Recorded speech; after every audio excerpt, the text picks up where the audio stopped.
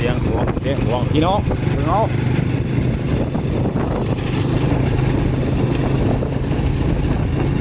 ฝนกับฝนทีลึกหมอกกับหมอกทีลึกอันตราย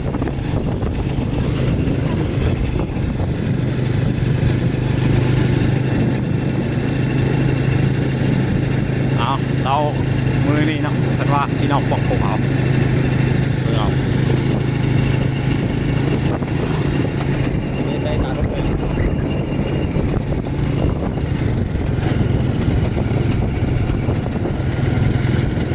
อ๋อเว้นเอาทางเลย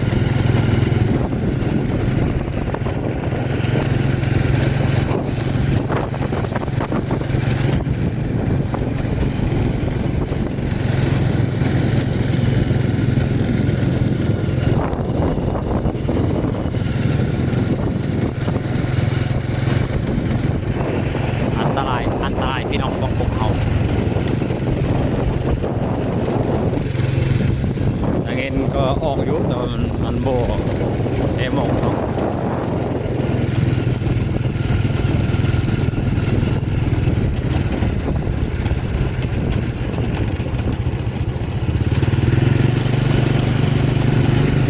ก็ไม่แห้งขนาด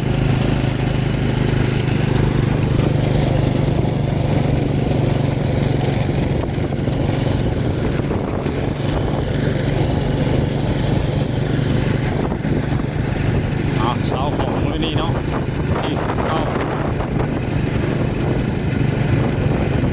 เอาหลายย้ายห่างไปแล้วพี่น้องบอกผมครับ